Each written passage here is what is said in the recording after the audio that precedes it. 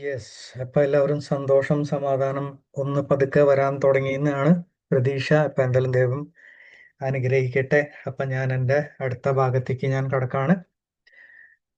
പറഞ്ഞ പ്രകാരം തന്നെ നമുക്ക് പതുക്കെ പതുക്കെ ഷിഫ്റ്റ് ചെയ്യാം. അത് ഒറ്റയടിക്ക് സാധിക്കണം എന്നില്ല. Let's shift. ഓഫ് കോഴ്സ് ഒരു ദിവസം കൊണ്ട് തന്നെ തീരുമാനിച്ചാൽ പല വ്യക്തികൾ മാറിയത് എൻ്റെ അനുഭവത്തിൽ ഞാൻ ഇഷ്ടംപോലെ കണ്ടിട്ടാണ്. ഒറ്റ ദിവസം കൊണ്ടാണ് അവർക്ക് മാറാൻ സാധിച്ചത്.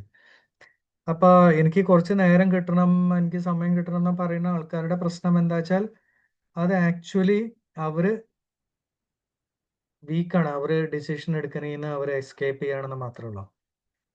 ഇനി ഓക്കെ, നമ്മൾ ഒരു വ്യക്തി അല്ലെങ്കിൽ ഒരു സിറ്റുവേഷൻ അല്ലെങ്കിൽ ഏതെങ്കിലും ഒരു ജോലിന് എന്തെങ്കിലും പ്രതീക്ഷിക്കുന്നുണ്ട്. അപ്പൊ ആ പ്രതീക്ഷ തെറ്റുമ്പോഴാണ് ആക്ച്വലി നമ്മുടെ മനസ്സ് ആ ലെവലിന് തെറ്റിപ്പോകുന്നത്.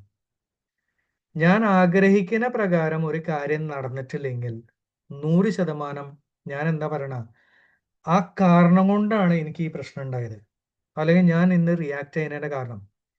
ഇനി നമ്മൾ ആരോട് പറഞ്ഞാലും അവരെന്താ പറയാ, അതിൽ തെറ്റില്ലടാ, അത് അങ്ങനെ തന്നെയാണ്, അതെ ആൽറെഡി അത് ആർക്കാണ്.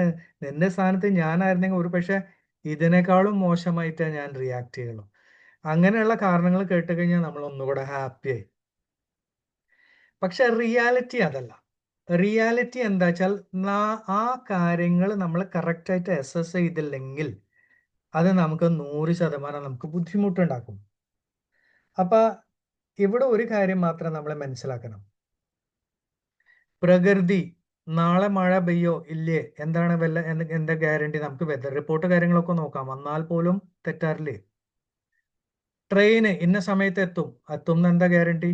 ബസ് ഇത്ര സമയത്ത് വരും അല്ലെങ്കിൽ ഇത്ര സമയത്ത് അങ്ങോട്ട് എത്തും, എന്താ ഗ്യാരണ്ടി? എന്തിനാണ് ഗ്യാരണ്ടി? സത്യം പറഞ്ഞിട്ടുണ്ടെങ്കിൽ എന്തിനാണ് ഗ്യാരണ്ടി? എനിക്ക് എന്നെ കുറിച്ചിട്ടല്ലാതെ മറ്റുള്ളവരുടെ കാര്യത്തിൽ എനിക്ക് ഒരു കാരണവശാലും ഗ്യാരണ്ടി പറയാൻ പറ്റില്ല. അതുകൊണ്ട് നമ്മൾ എന്താണ് ചെയ്യേണ്ടത്? നമ്മൾ എത്ര തവണ ഇത് സംഭവിച്ചാലും നമ്മൾ അത് ആക്സെപ്റ്റ് ചെയ്യാൻ പഠിക്കണം, ആക്സെപ്റ്റ് ചെയ്യാൻ പഠിക്കണം, ആക്സെപ്റ്റ് ചെയ്യാൻ പഠിക്കണം. സാറേ, സഹിക്കാൻ തുടങ്ങിയിട്ട് കാലം കുറച്ചായി. ഇനി എന്നെ കൊണ്ട് പറ്റില്ല സാർ. ഞാൻ എന്തായാലും ഒരു തീരുമാനം എടുക്കാൻ തീരുമാനിച്ചിരിക്കുക. വിഷയമില്ല, you can take A decision. പക്ഷെ റിയാക്ട് ചെയ്യരുത്. റിയാക്ട് ചെയ്യാന്ന് പറഞ്ഞാൽ വയലന്റ് ആവുക, അല്ലെങ്കിൽ മറ്റുള്ള വ്യക്തികൾക്ക് വേദന കൊടുക്കുക, അല്ലെങ്കിൽ ഞാൻ സ്വയം വേദനിപ്പിക്കുക, അതല്ല സൊല്യൂഷൻ. നമ്മളത് അക്സെപ്റ്റ് ചെയ്താൽ മാത്രം. അതാണ് നമ്മൾ പലപ്പോഴും പറഞ്ഞത് 7 തവണ 70 തവണ ഒക്കെ പറയാനുള്ള കാരണമൊക്കെ അങ്ങനെ പല ഗ്രന്ഥങ്ങളിൽ ഞാൻ കേട്ടിട്ടുണ്ട്. എത്ര തവണ സംഭവിച്ചാലും നമ്മൾ അതിന് പുറമേക്ക് വരണം. ഇതിന്റെ ചെറിയൊരു എക്സാമ്പിൾ പറയാം. നിയർലി പലരുടെ അയലോകത്തുള്ള എല്ലാ അയലോകക്കാരായിട്ട് എല്ലാവർക്കും നല്ല ചുട്ട വഴക്കാം. ഇനി അതും വിചാരിച്ചുകൊണ്ട് നിങ്ങൾ വേറൊരു വീട്, എനിക്ക് അങ്ങനത്തെ കുറെ വീട്ടുകാരെ അറിയാം, സ്വന്തം വീട് ഉണ്ടായിട്ട് പോലും ജീവിതകാലം മൊത്തം വാടകയ്ക്ക് വീട് എടുത്തിട്ട് അവർ മാറി മാറി നിൽക്കുകയാണ്. അവിടെയും പ്രശ്നമാണ് സാറേ. അവിടുത്തെ ആൾക്കാർ അതിന്റെ അപ്പുറത്താണ്. അവർ ഇന്ന കൂട്ടായ്മയാണ്, അവർ അന്ന കൂട്ടായ്മയാണ്. ഞാൻ ഒരു കാര്യം പറയടാ, നമ്മളെ ന്യായീകരിക്കാൻ അവർ ഈ ജാതിക്കാരായിരുന്നു, അവർ ആ ജാതിയായിരുന്നു, അവർ ഇതാണ്. പ്രശ്നം നമ്മുടേതാണ്. ഈ ബുദ്ധമതത്തിൽ എനിക്ക് നല്ലൊരു കഥ എനിക്ക് ഇന്നും ഓർമ്മയുണ്ട്. ഒരു ആള് മറ്റുള്ള ഗ്രാമത്തിൽ നിന്ന് ഇങ്ങനെ നടന്നു വരാണ്, പുതിയ സ്ഥലം അന്വേഷിച്ചത്. അപ്പൊ അവിടെ ഒരു കാരണവർ പണിയൊന്നും ഇല്ലാതെ അവിടെ കട്ടിലുമ ഇങ്ങനെ ഇരിക്കുന്നുണ്ട്. ചേട്ടാ, ഈ നാട്ടിൽ വന്നാൽ ഇവിടെ നല്ലൊരു വീട് കെട്ടാൻ സാധ്യത ഉണ്ടോ? ഉണ്ടെന്ന് പറഞ്ഞു. അല്ല ചേട്ടാ, ഇവിടുത്തെ ആൾക്കാര് എങ്ങനെയാണ് സ്വഭാവം, നല്ലതാണോ? അപ്പൊ കാർന്നോർ ചോദിച്ചു, അല്ല നിങ്ങള് മുന്നേ ഉണ്ടായിരുന്ന ഗ്രാമത്തിലത്തെ ആൾക്കാരോ? ഓ, അതൊക്കെ തല്ലി പൊളി മനുഷ്യന്മാരായിരുന്നു, എന്തെന്നാ ഞാൻ പറയാം. അപ്പൊ ആള് പറഞ്ഞു, നിങ്ങൾക്ക് സത്യം പറഞ്ഞ ഇവിടെ വീടില്ല. എന്റെ കാര്യം വെച്ചാൽ ഇവിടുത്തെ ആൾക്കാരും കച്ചറയാ. ബെറ്റർ നിങ്ങൾ വേറെ സ്ഥലത്ത് നോക്കുന്ന തന്നെയാ. കുറെ നാൾ കഴിഞ്ഞതിന് ശേഷം വേറൊരുത്തൻ ഇതേപോലെ വന്നു. കാർന്നോർ ഇതൊക്കെ വീട് അന്വേഷണം നടക്കുന്നവരാണ്. അദ്ദേഹം ചോദിച്ചു, ചേട്ടാ ഇവിടെ വല്ല വീടുണ്ടോ എന്നൊക്കെ ചോദിച്ചപ്പോൾ ആള് പറഞ്ഞു, ഉവ്വ് വീടുണ്ട്, പക്ഷെ നിങ്ങളെവിടുന്നാ? ഞാൻ വേറെ ഒരു ഗ്രാമത്തിൽ നിന്നാ.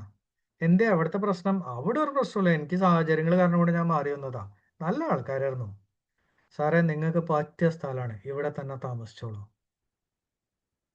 അപ്പൊ ചിന്തിക്കുക, പാപി പോണോടത്ത് പാതാളം എന്ന് പറയണ പോലെയാണ്. നമ്മൾ എവിടെ പോയാലും നമ്മുടെ പ്രശ്നങ്ങൾ നമ്മുടെ കൂടെ പോവും. എന്താ കാര്യം വെച്ചാൽ, ഞാൻ മാറിയാൽ പിന്നെ ഈ പ്രശ്നം എനിക്ക് പ്രശ്നമല്ലാന്ന്, അത് വന്നാൽ പോലും എനിക്ക് അത് പ്രശ്നമായി എനിക്ക് തോന്നൂല്ലാന്ന്, അത്രയ്ക്കേ ഉള്ളൂ. അപ്പൊ അതിലേക്ക് നമ്മൾ വരണം. ഇതിന് വേറെ വലിയൊരു ഉദാഹരണമുണ്ട്. വലിയ ഉദാഹരണം എന്ന് പറഞ്ഞിട്ടുണ്ടെങ്കിൽ ഏറ്റവും കൂടുതൽ ആൾക്കാർ ബുദ്ധിമുട്ടുന്നതാണ്. നമ്മള് കുഞ്ഞുങ്ങളൊക്കെ വളർത്തുന്ന സമയത്ത് ഒരുപാട് സ്നേഹത്തോടുകൂടി ഒക്കെ വളർത്തി, എന്നിട്ട് കൗൺസിലിങ്ങിന് വരുന്ന സമയത്ത് പറയണ, ദൈവമേ എൻ്റെ മക്കളെ ഞാൻ പൊന്നു പോലെ നോക്കിയിട്ടുണ്ട് സാറേ, അവർക്ക് കൊടുക്കാത്തതൊന്നുമില്ല, ഞാനിനി എന്താ ചെയ്യേണ്ടത്, എൻ്റെ ഉള്ളതെല്ലാം കൊടുത്തു, ഇങ്ങനെയുള്ളതൊക്കെ പറയുന്നത്. എന്തുകൊണ്ട് നിങ്ങൾക്ക് ആ വിഷമമുണ്ടായി? കാരണം നിങ്ങൾ കൊടുത്തു, ഓക്കെ, അതൊക്കെ ബ്യൂട്ടിഫുൾ ആണ്, അതൊക്കെ കൊടുക്കേണ്ട നമ്മുടെ കാര്യങ്ങൾ തന്നെയാണ്, നമുക്ക് വേണ്ടി നമ്മൾ കരുതി വെക്കേണ്ടതും ആയിരുന്നു. പക്ഷെ ഞാൻ മൊത്തത്തിൽ എടുത്ത് കൊടുക്കാനുള്ള കാരണം ഒരു വിശ്വാസപ്പുറത്ത്, ഓക്കെ, അത് അങ്ങനെ വെച്ചെങ്കിൽ പിന്നെ നമ്മൾ പിന്നെ വേറെ പരാതി അവിടെ വരരുത്. നാളെ സാഹചര്യങ്ങൾ മാറുന്ന കാരണം കൊണ്ട് മക്കളുടെ മനസ്സും കാര്യങ്ങളൊക്കെ മാറാം. അത് അവരെ ഇഷ്ടാണ്. പക്ഷെ അത് ഒരു ബിസിനസ് അല്ല. ഞാൻ എൻ്റെ മക്കളെ വളർത്തിയത് എൻ്റെ ആവശ്യത്തിനാണെന്ന് പറയുമ്പോൾ അതൊരു ബിസിനസ് കരാറ് ചെയ്ത പോലെയായി, കച്ചവടത്തിൽ അഗ്രിമെന്റ് എഴുതിയ പോലെ. നിങ്ങളെ ഞാൻ പോറ്റി വളർത്തി, ഇനി ബാക്കിയുള്ള കാലം നീ ഞങ്ങളെ നോക്കണം എന്ന് പറഞ്ഞിട്ടുള്ള ഒരു എഗ്രിമെന്റ് എഴുതുന്ന പോലെയാ. എഗ്രിമെന്റും സ്നേഹം തമ്മിൽ ഭയങ്കര വ്യത്യാസമുണ്ട് സാർ. അപ്പൊ നമ്മൾ ആക്ച്വലി എഗ്രിമെന്റ് അല്ല, നമുക്കുള്ളത് നമ്മൾ എടുത്തു വെക്കണം, അവർക്കുള്ളത് നമ്മൾ ചെയ്യണം, പിന്നെ അവരെ വഴിക്ക് പോയി. നമ്മളെ നോക്കിയാൽ നല്ല കാര്യം, ഇല്ലെങ്കിൽ പോലും നമ്മൾ അവരെ അനുഗ്രഹിക്കണം. അപ്പൊ ഇതിന്റെ ഒക്കെ ചില എക്സാമ്പിളുകളാണ് ഉറപ്പായിട്ട് അതിന്റെ കൂടുതൽ. അപ്പൊ ഈ വേദന, ഈ വിഷമം, ഇതൊക്കെ വരാനുള്ള കാരണങ്ങൾ അപ്പൊ ചെറിയ ചെറിയ വിഷയത്തിൽ നിന്നാണ് നമ്മൾ മാറ്റേണ്ടത് കേട്ടോ. നമ്മളൊക്കെ കഥാപ്രസംഗം അല്ലെങ്കിൽ ഇങ്ങനെ ഓരോ കാര്യങ്ങള്, ഓരോ വേദങ്ങളും പുരാണങ്ങളും ബൈബിളും ഖുറാനും ഒക്കെ എടുത്തു കഴിഞ്ഞതിന് ശേഷം നമ്മൾ വലിയ വലിയ കാര്യങ്ങൾ കേൾക്കുന്നുണ്ട്. കാമം പാടില്ല, ക്രോധം പാടില്ല, ഇത് പാടില്ല, അത് പാടില്ല. എന്റെ പക്ഷെ ചെറിയ ചെറിയ വിഷയത്തിൽ മാറ്റം വരുത്താൻ സാധിച്ചാൽ തന്നെ ബാക്കി താനെ വിജയിക്കുമെന്ന്. എല്ലാ ദിവസവും നമ്മുടെ കുടുംബത്തിൽ അല്ലെങ്കിൽ വീട്ടിൽ അല്ലെങ്കിൽ നമ്മുടെ സാഹചര്യങ്ങളിൽ പ്രശ്നങ്ങളുണ്ട്. എല്ലാ ദിവസവും എല്ലാ സിറ്റുവേഷനിലും എനിക്ക് അത് ഭംഗിയായിട്ട് ക്ലിയർ ചെയ്ത് മുന്നോട്ട് പോകാൻ സാധിക്കുകയാണെങ്കിൽ പിന്നെ ലൈഫ് ഓട്ടോമാറ്റിക്കലി സെറ്റ് ആവും. അത് നമ്മൾ ഫേസ് ചെയ്യണം. ഇവിടെ ഒന്ന് മാത്രം മനസ്സിലാക്കാം, ജീവിതത്തിൽ വരുന്ന ബുദ്ധിമുട്ടുകളുടെ കണക്ക് കണക്കാണെങ്കിൽ ദൈവത്തിന് ഏറ്റവും വലിയ അനുഗ്രഹമാണെന്ന് ഞാൻ പറയുള്ളൂ. അതാണ് അവസരം. എന്നെ സ്നേഹിക്കുന്ന ആൾക്കാരെ ഞാൻ സ്നേഹം കൊടുക്കുമ്പോൾ അവര് തിരിച്ച് സ്നേഹിക്കുന്നുണ്ട്. അവര് 10 ഇരട്ടി സ്നേഹിച്ചാൽ ഞാൻ തിരിച്ച് 10 ഇരട്ടി കൊടുക്കും. പക്ഷെ എന്നെ വെറുക്കണോന്നെ ഞാൻ തിരിച്ചു വെറുക്കുമ്പോ എന്താ അർത്ഥമുള്ള? നമ്മൾ വായിക്കുന്നതും പഠിക്കുന്നതും പറയുന്നതും വേറെ, പക്ഷെ പ്രവൃത്തിയിൽ മാത്രം അത് വരണില്ലല്ലോ ദൈവമേ. ഒരു രസാ, എനിക്ക് തോന്നിയത് ഒരു രസാ. പലരും ഇത് പഠിക്കാറുണ്ട്. ശത്രുവിനെ സ്നേഹിക്കണം ഇങ്ങനെയാണ് അങ്ങനെയാണ്, പ്രത്യേകിച്ച് അയലോകക്കാരനെ സ്നേഹിക്കണം എന്ന് ചില സ്ഥലത്തൊക്കെ എഴുതിയിട്ടുണ്ട്. കാരണം അതിൽ നാച്ചുറൽ ആണ്, കാരണം നിങ്ങളുടെ ശത്രുക്കളെ നിങ്ങളുടെ അടുത്തുണ്ടാവുള്ളൂ. പക്ഷെ അവരെ ആക്സെപ്റ്റ് ചെയ്യാൻ പഠിക്കാന്ന് പറഞ്ഞു കുറച്ച് ബുദ്ധിമുട്ടാണ്. പല സാഹചര്യങ്ങൾ, പല സിറ്റുവേഷനുകളുണ്ട്. എന്നെ കൂടെ പറ്റാവുന്ന സിറ്റുവേഷനും കാര്യങ്ങളൊക്കെ നമുക്ക് പതുക്കെ നമുക്ക് എടുക്കാം. അപ്പൊ ഇതിൽ നിന്ന് ഒന്ന് മാത്രം മനസ്സിലാക്കണ്ടോ. അടുത്തൊരു വിഷയം എന്ന് പറഞ്ഞിട്ടുണ്ടെങ്കിൽ, നമ്മളെ സംബന്ധിച്ച് നമ്മൾ കാണും, മറ്റുള്ളവര് ജോലി ചെയ്ത് ആകെ കുറച്ച് പഠിച്ചിട്ടുള്ളോ, കുറച്ച് അധ്വാനിക്കുമ്പോഴേക്കും അവൻ അങ്ങോട്ട് രക്ഷപ്പെട്ടു, ഞാനാച്ചെങ്ങ തല കുത്തി മറിഞ്ഞ് ഉള്ളതൊക്കെ ഇട്ടിട്ട് ഞാൻ നശിച്ചു പോയല്ലോ എന്നൊക്കെ അങ്ങനെയുള്ള ഉണ്ട്. ഇല്ല എന്ന് ഞാൻ പറയില്ല. പലതിനും ബാക്കിൽ പല സാഹചര്യങ്ങളുണ്ട്. ചിലർ ഇറങ്ങുന്ന സമയം വ്യത്യാസമാണ്. ചിലവർക്ക് ആ സമയത്ത് സാഹചര്യങ്ങൾ കറക്റ്റ് ആണ്. ഇപ്പൊ ഈ ഗോൾഡിന്റെ വിഷയം, ഗോൾഡ് പെട്ടെന്ന് ഇങ്ങനെ കയറുമെന്ന് പ്രതീക്ഷിച്ചില്ല. പക്ഷെ ആ സമയത്ത് കറക്റ്റ് ഇൻവെസ്റ്റ് ചെയ്ത ആൾക്കാരുണ്ട്, അവർക്ക് ആ ആ ഒരു വിഷൻ അവർക്ക് കിട്ടി. പലരും എന്താ ചെയ്ത, കഷ്ടകാലത്തിന് ആ സമയത്ത് വിറ്റു, അത് വെച്ചെങ്കിൽ 10 ഇരട്ടി ആവുകയും ചെയ്തു. അപ്പൊ it depends on the study. ഇവിടെ ഒരു കാര്യം മനസ്സിലാക്കുക, സമ്പൂർണ്ണമായിട്ട് നമുക്ക് പല സിറ്റുവേഷനുകൾ കംപ്ലീറ്റ് അല്ല. അപ്പൊ അതിന് കുറെ കാരണങ്ങളുണ്ട് മുന്നോട്ട് പോകാൻ. എഫേർട്ട് നമ്മൾ ഒരുപാട് ഇട്ടുണ്ട്, പക്ഷെ ആവണം എന്നില്ല. അതിന്റെ അർത്ഥം എന്താണ്? നമ്മൾ ജനിച്ച കാലം മുതൽ നമ്മുടെ ഡിസൈനിങ്ങിൽ ഒരു മാറ്റമുണ്ട്. ഇപ്പൊ പല സ്ഥലത്ത് പറയും ജനിച്ച ഉടനെ തന്നെ അവരുടെ ജാതകം കാര്യങ്ങളൊക്കെ നോക്കുമ്പോൾ അതൊരു ശാസ്ത്രമാണ്. ഉറപ്പായിട്ട് അത് ചൂഷണം ചെയ്യുന്ന പല വ്യക്തികൾ തെറ്റായ രൂപത്തിൽ ഉപയോഗിക്കുന്നവരൊക്കെ ഉണ്ടായി. അതല്ലാതെ തന്നെ ഒരു കുഞ്ഞ് ജനിക്കുന്ന സമയത്ത് ഉറപ്പായിട്ട് ആ കുഞ്ഞിന്റെ ഒരു ലൈഫ് കൊണ്ടുവന്നിട്ടുണ്ട്. അത് തന്നെയാണ് മുന്നോട്ട് കൊണ്ടുപോകുന്നത്. അത് വലിയൊരു വിഷയമാണ്. പക്ഷെ ഇതിന്ന് ക്ലിയർ ആവാൻ നമ്മളെ കൊണ്ട് നമ്മുടെ സ്വഭാവങ്ങൾ മാറാനും മാറ്റാനും സാധിക്കും. ഒരു സ്വഭാവത്തിനെ കളയാൻ സാധിക്കില്ല. അതിന് പകരം വേറൊരു സ്വഭാവത്തിനെ വെക്കാന്ന് മാത്രം. പക്ഷെ അത് ചീത്ത സ്വഭാവത്തിനെ മാറ്റാൻ ഒന്നുകൂടെ ചീത്തയിലേക്ക് പോകരുത്. ഇപ്പൊ ചില ആൾക്കാരുണ്ട്, എന്താണ്, പുകവലി നിർത്താൻ വേണ്ടിയിട്ട് അവർ ഹാൻഡ്സോ അങ്ങനെ എന്തെങ്കിലും കണ്ട് വായിൽ വെക്കാൻ ഒരു സാധനം, പിന്നെ അതിന്റെ അപ്പുറത്ത് ശകലം അടിച്ചു കഴിഞ്ഞാൽ അപ്പൊ അത് പഴയത് പോയുമില്ല, പുതിയത് കിട്ടുകയും ചെയ്തു. അങ്ങനെ ആവരുത്. നെഗറ്റീവ് അല്ലെങ്കിൽ മോശമായ സ്വഭാവത്തിന് ഏതെങ്കിലും നല്ലൊരു സ്വഭാവം വെച്ചിട്ട് നമുക്ക് റീപ്ലേസ് ചെയ്യണം. അപ്പൊ അതിന്റെ ആദ്യത്തെ പടിയിൽ നമ്മൾ നിർത്തേണ്ട ഒരു വലിയ ഇമ്പോർട്ടന്റ് വിഷയമാണ് സ്റ്റോപ്പ് ജഡ്ജ്മെന്റിങ് ആൻഡ് സ്റ്റോപ്പ് ക്രിറ്റിസിസം. മറ്റുള്ളവരെ വിധിക്കരുത്. അതേപോലെ മറ്റുള്ളവരുടെ കാര്യങ്ങൾ പറഞ്ഞ് നമ്മൾ പരിഹസിക്കുകയും വീട്ടിൽ ആഹ്ലാദിക്കരുത്. ഓ, അവളുടെ മക്കൾ കണ്ടില്ലേ രക്ഷപ്പെട്ടു, എന്നാലേ അങ്ങനെ അങ്ങോട്ട് രക്ഷപ്പെടില്ല, അവര് വേറെ എന്തെങ്കിട്ടൊക്കെ ചെയ്തിട്ടാണ്. എന്താ ആവശ്യം മാഷെ അങ്ങനെ പറയാൻ?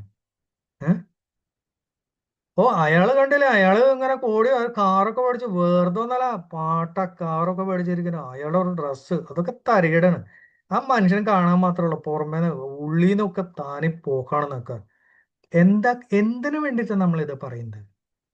എന്താ നമുക്ക് കിട്ടാതെ പറഞ്ഞുകൊണ്ട്? ഇത് പറയുമ്പോൾ നമ്മുടെ ലൈഫാണ് നമ്മൾ ആക്ച്വലി ഡിസ്ട്രോയ് ചെയ്യുന്നത്. ഈ പറയുന്ന വ്യക്തിക്ക് ഒന്നും സംഭവിക്കില്ല. ഇപ്പൊ പലപ്പോഴും ടി വിയിൽ ന്യൂസൊക്കെ ആവണമെന്ന് കാണരുത് എന്ന് പറയാനുള്ള വേറെ ഒരു കാരണം, പലരും പല തെറ്റുകളും കുറവുകളും കാട്ടി ഏതെങ്കിലും വലിയൊരു വ്യക്തിയൊക്കെ ആയിരിക്കാം, ആവാം, സത്യമാണ്, ഇല്ല, നമ്മൾ അറിയേണ്ട ആവശ്യമില്ല. പക്ഷെ എന്നാൽ പോലും കാര്യം അറിഞ്ഞു കഴിഞ്ഞാൽ ഓക്കെ ഡൺ, അത് അങ്ങനെ സംഭവിച്ചു, അത് ഇനി ഓക്കെ, നമുക്ക് നമ്മുടെ ലൈഫാണ്, മുന്നോട്ട് പോവാം, അവർക്ക് വേണ്ടി പ്രാർത്ഥിക്കുക, ദൈവമേ അവർക്ക് നന്മ തരട്ടെ, അവർക്ക് നല്ലത് എങ്കിലും മനസ്സിൽ വരട്ടെ എന്ന് ചിന്തിക്കുന്നതിന് പകരം നമ്മൾ ആ വിഷയം പറഞ്ഞ് സന്തോഷിക്കുകയാണ്. അങ്ങനെ തന്നെ വേണം. അല്ലെങ്കിലേ ഈ വലിയ ആൾക്കാരൊക്കെ ഇവരെ വിചാരം ഇവരെന്തൊക്കെയാണെന്നൊക്കെ പറഞ്ഞിട്ട് നമ്മൾ അങ്ങോട്ട് തുടങ്ങും. എന്താ കാര്യമുള്ളേ?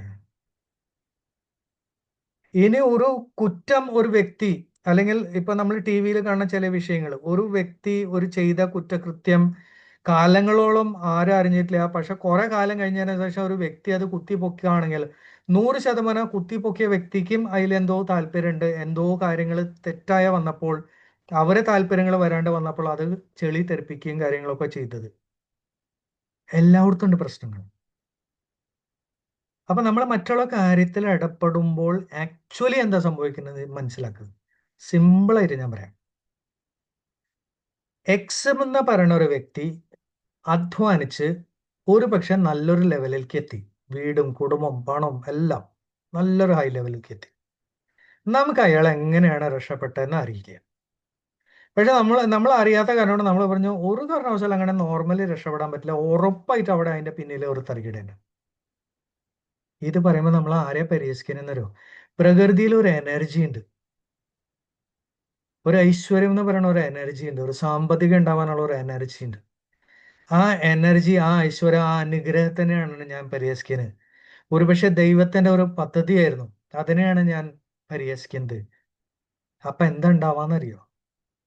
നമ്മുടെ വഴിക്കും അങ്ങനത്തെ ഒരു അനുഗ്രഹം ഉണ്ടെങ്കിൽ ഞാൻ നേരത്തെ അത് തട്ടിത്തെറിപ്പിക്കുക ചെയ്ത. ഇതാണ് സത്യം. മറ്റുള്ളവരുടെ കാര്യം നമ്മൾ നോക്കരുത്, അത് നമ്മളെ തന്നെയാണ് ഡാമേജ് ചെയ്യുന്നത്. അപ്പൊ അതൊന്ന്, ഇതിന്റെ ഒന്നുകൂടെ എക്സാമ്പിൾ പറയാം. ഞാൻ എന്താ കാര്യം വെച്ചാൽ, എന്റെ കയ്യിൽ ഞാൻ തീയിന്റെ കനല് ഞാൻ എടുക്കാണ്, കാത്തിരിക്കാണ് മറ്റുള്ളവരെ മേത്തെറിയാൻ. കാത്തിരുന്ന് കഴിഞ്ഞതിന് ശേഷം ഒരു ഏറ് എറിഞ്ഞു, അവർക്കും പൊള്ളി. പക്ഷെ ആദ്യം ആരുടെ കൈ പൊള്ളുന്നു? എന്റെ കയ്യിൽ തന്നെയല്ലേ പൊള്ളിന്, അവന് വല്ലതും പോയോ? അപ്പൊ അവിടെയാണ് മനസ്സിലാക്കേണ്ടത്. ഇതിനെ മാറ്റാൻ ഉറപ്പായിട്ടും പള്ളികൾ അമ്പലങ്ങളൊക്കെ നമ്മൾ പോണം. അത് പോവാത്തവർക്കാണെങ്കിൽ പോലും ഇവിടെ ഒന്ന് മനസ്സിലാക്കാം. പോസിറ്റീവ് അഫർമേഷൻസ് എന്ന് പറഞ്ഞിട്ടുള്ള ഇപ്പൊ വല്ലാണ്ട് ഒരു ട്രെൻഡ് വന്നിട്ടുണ്ട്. അതൊരു റിയാലിറ്റി തന്നെയാണ്. എന്താണ് മെഡിറ്റേഷൻ? അപ്പൊ എക്സാമ്പിൾ പറഞ്ഞ മെഡിറ്റേഷൻ ചെയ്താൽ നമുക്ക് മാറാൻ സാധിക്കും. പലരുടെ വിചാരം മെഡിറ്റേഷൻ എന്ന് പറഞ്ഞാൽ ഹിമാലയത്തിൽ അല്ലെങ്കിൽ എവിടെങ്കിലും വലിയ സ്ഥലത്തൊക്കെ പോയി ഈ പുലികളുടെ ഇടയിലൊക്കെ ഇരുന്നിട്ട് താടിയും ഒക്കെ വളർത്തി അല്ലെങ്കിൽ ഇതൊക്കെ എന്തെങ്കിലും മന്ത്രങ്ങളൊക്കെ ജപിച്ച്, അതല്ല കേട്ടാ മെഡിറ്റേഷൻ. നമ്മളെല്ലാവരും എല്ലാ ദിവസവും മെഡിറ്റേറ്റ് ചെയ്യുന്നുണ്ട്. ഉള്ള കാര്യം പറയാം, നമ്മൾ എല്ലാവരും എല്ലാ ദിവസവും മെഡിറ്റേറ്റ് ചെയ്യുന്നുണ്ട്.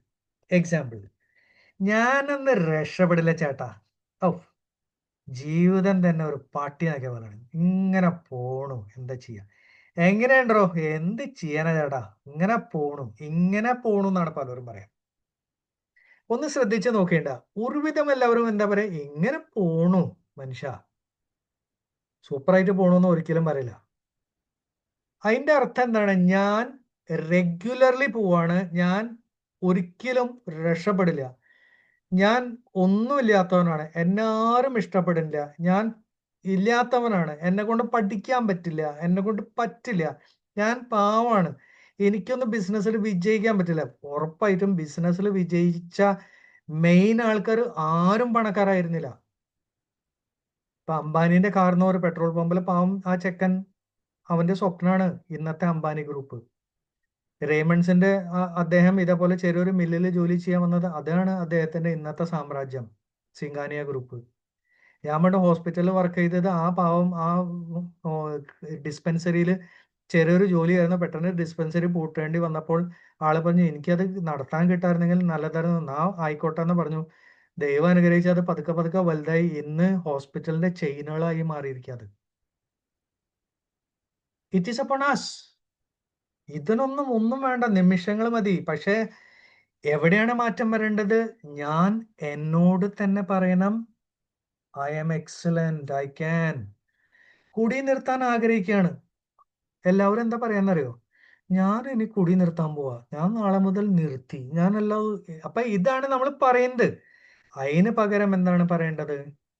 ഞാൻ 100% പെർഫെക്റ്റാ, എല്ലാ അർത്ഥത്തിലും ഞാൻ ശുദ്ധമാണ്. ശരി, ഈ പറഞ്ഞ ദിവസം ഞാൻ വീണ്ടും എന്തെങ്കിലും തെറ്റ് കഴിച്ചു, അപ്പൊ നമ്മൾ എന്താ പറയാ? അപ്പോഴും പറയേണ്ടത് ഈ വാക്ക് തന്നെ, ഞാൻ ഒരു പ്യുവർ വ്യക്തിയാണ്, I am a perfect person, I don't need anything, I am perfect. ഞാൻ സ്വയം ഒരു കംപ്ലീറ്റ് വ്യക്തിയാണ്, എനിക്ക് ഒന്നിന്റെ ആവശ്യമില്ല. അപ്പൊ താനെ നമ്മൾ പെർഫെക്ഷൻ, ആ വാക്കുകളാണ് വളരെ ഇമ്പോർട്ടൻ്റ് ആയിട്ട് മാറുന്നത്. അപ്പൊ മനസ്സിലാക്കാം, പോസിറ്റീവ് ആയിട്ടുള്ള മെഡിറ്റേഷൻ ആണ് നമ്മളെ ഏറ്റവും കൂടുതൽ നമ്മളെ ഹെൽപ്പ് ചെയ്യുക. ഒരിക്കലും പറയരുത് എന്നെ കൊണ്ട് എനിക്കാൻ സാധിക്കില്ല, വൈകിട്ട് എൻറ്റു, എന്ത് ചെയ്യാനാ, എന്നെ കൊണ്ടൊന്നും സാധിക്കില്ല, ഇന്നലെ ഞാൻ വൈകിട്ട്, ഇന്നും ഞാൻ വൈകിട്ട്. ആ സ്ഥാനത്ത് എന്താണ് പറയാ? ഞാൻ എല്ലാ ദിവസവും നേരത്തെ എനിക്കുന്ന വ്യക്തിയാ, പെർഫെക്റ്റ്, ഞാൻ പെർഫെക്റ്റ് ആണ്, ഞാൻ എല്ലാ ദിവസവും നേരത്തെ എനിക്കുന്ന വ്യക്തിയാ. 100% ദിവസങ്ങളുടെ ഉള്ളിൽ നമ്മൾ താനെ അതിലേക്ക് പോകും. കാരണം നമ്മുടെ സബ് കോൺഷ്യസ് മൈൻഡിൽ നമ്മൾ ഫീഡ് ചെയ്യുന്നത് പെർഫെക്റ്റ്നെസ് ആ. ഞാൻ ഇനി തൊട്ട് അരിശം വരില്ല കേട്ടാ, ഞാൻ ഇനി തൊട്ട് തെറി പറയില്ല കേട്ടാ, എന്നെ ക്ഷമിക്കണം കേട്ടാ. അത് പറഞ്ഞുകൊണ്ടൊന്നും ഒരിക്കലും മാറില്ല. അപ്പൊ എന്താണ് പറയേണ്ടത്? ഞാനൊരു ശാന്തമായ വ്യക്തിയാണ്, ഏത് നേരം ഞാൻ ഹാപ്പിയാണ്, ആരെന്ത് പറഞ്ഞാലും ഞാൻ വളരെ ഹാപ്പി ആയിട്ടാണ് അവർക്ക് മറുപടി കൊടുക്കുന്നത്. ഹാപ്പി അല്ലെങ്കിൽ പോലും ഞാൻ സ്റ്റേബിൾ ആയിട്ടാണ് അവർക്ക് മറുപടി കൊടുക്കുന്നത്. ഇതാണ് നമുക്ക് വളരെ important. I wake up early every morning, I am always happy. അപ്പൊ നമ്മുടെ ജീവിതത്തിലുള്ള കുറവുകൾ നമുക്ക് കണ്ടെത്താം, എന്നിട്ട് പറയാം ഞാൻ ഇനിയെ തൊട്ട് പെർഫെക്റ്റാ. സാമ്പത്തികം ശരി, അധ്വാനിച്ചാൽ റെഡി ആവാന്നുള്ളൂ, I am a rich person. 100% എനിക്ക് ഒരു പക്ഷെ കറണ്ട് ബില്ല് അടയ്ക്കാൻ പോലും പൈസ ഇല്ല, I am a rich person. താനെ നമുക്ക് വഴികൾ തെളിയാൻ തുടങ്ങും, താനെ നമ്മൾ ആ വഴിക്ക് നമ്മൾ എത്താൻ തുടങ്ങും, I am a rich person. പതുക്കെ പതുക്കെ മാറ്റം വരും. ഒറ്റ ദിവസം കൊണ്ട് മാറ്റം വരുന്നില്ല. അപ്പൊ നിങ്ങൾക്ക് എൻ്റെ എപ്പിസോഡുകൾ കാണുമ്പോൾ ഉപകാരം ഉണ്ടാവും എന്ന് വിചാരിക്കുന്നു. അഭിപ്രായങ്ങൾ എപ്പോഴും നല്ലതായിരുന്നു.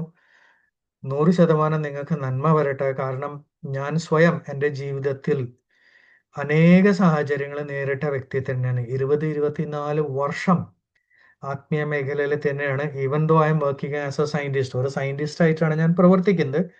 മെഡിക്കൽ ഫീൽഡിൽ എൻ്റെ അനേക റിസർച്ചുകൾ ഉണ്ട്. ഇതേ ചാനലിൽ തന്നെ എൻ്റെതായ ഒരു മെയിൻ പ്രൊഡക്റ്റാണ് കുർക്കുമ എലിക്സിർ. അതുകൊണ്ട് കാഴ്ചയില്ലാത്ത, ജന്മന കാഴ്ചയില്ലാത്ത കുഞ്ഞിന് കാഴ്ച കിട്ടി. ഇതേ പ്രകാരം തന്നെ മരണത്തിലേക്ക് പല നിവൃത്തിക്കേട് വന്നപ്പോൾ ഞങ്ങളുടെ അടുത്തേക്ക് വന്നപ്പോൾ നമുക്ക് അവരെ രക്ഷപ്പെടുത്താം. അങ്ങനെ അനേക അത്ഭുതങ്ങൾ. പക്ഷെ 100% അവിടെ ദൈവത്തോട് മാത്രമാണ്. കാരണം അത് എൻ്റെ കഴിവല്ല എന്ന് തന്നെയാണ് ഞാൻ പറയാ. പക്ഷെ ഞാൻ വളരെ ഹാപ്പിയാണ്. കാരണം ഞാൻ ആഗ്രഹിച്ചത് എനിക്ക് സാധിച്ചിട്ടുണ്ട്. ഉറപ്പായിട്ടും ആ ഒരു വിജയം നമുക്ക് ഓരോരുത്തർക്ക് സാധിക്കട്ടെ. ഇതിന് നമ്മൾ ഒരുപാട് മാർക്കുള്ള വ്യക്തികളാവണം എന്നോ അങ്ങനെ ഒന്നുമില്ല കേട്ടാ. എന്നെ സംബന്ധിച്ച് എൻ്റെ ബാക്ക്ഗ്രൗണ്ട് വളരെ സിമ്പിളാണ്. പക്ഷെ ആകാശം കൈ തൊടാൻ ആഗ്രഹിച്ചു. അത് പറ്റും എന്ന് എൻ്റെ മനസ്സിൽ തന്നെയായിരുന്നു. തൊട്ടു, അതും സത്യമാണ്. അപ്പൊ ആ ഒരു ലെവലിലേക്ക് നിങ്ങൾക്ക് ഓരോരുത്തർക്കും വളരാൻ സാധിക്കട്ടെ. ഏതെങ്കിലും കാലങ്ങളിൽ നമുക്ക് നേരിട്ട് കാണാൻ ഈ വക കാര്യങ്ങൾ ചർച്ച ചെയ്യാനൊക്കെ നമുക്ക് ഉറപ്പായിട്ടും എല്ലാത്തിനും ഉത്തരമുണ്ട്. ഉറപ്പായിട്ടും എല്ലാത്തിനും ഉത്തരമുണ്ട്. ഇതിന്റെ അടുത്ത 5ാമത്തെ എപ്പിസോഡിൽ ഇതിന്റെ ഉത്തരങ്ങൾ എങ്ങനെയാണ് നമുക്ക് കറക്റ്റ് ചെയ്യേണ്ടത്, എങ്ങനെയാണ് ട്രാക്ക് ചെയ്യേണ്ടത്, ഞാൻ നേരത്തെ പറഞ്ഞു. മെഡിറ്റേഷൻ നമ്മൾ എല്ലാ ദിവസവും അറിഞ്ഞോ അറിയാതോ ചെയ്യുന്നുണ്ട്. അത്രയ്ക്കേ ഉള്ളൂ. അതിനെ ഒന്ന് പോസിറ്റീവ് ആക്കാനെന്ന് മാത്രമേ ഉള്ളൂ.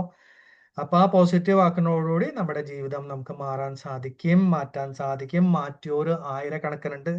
മാറില്ല എന്ന് നമ്മൾ ചിന്തിച്ചാൽ ഉറപ്പായിട്ട് നമുക്ക് ഒന്നും ചെയ്യാൻ പറ്റില്ല.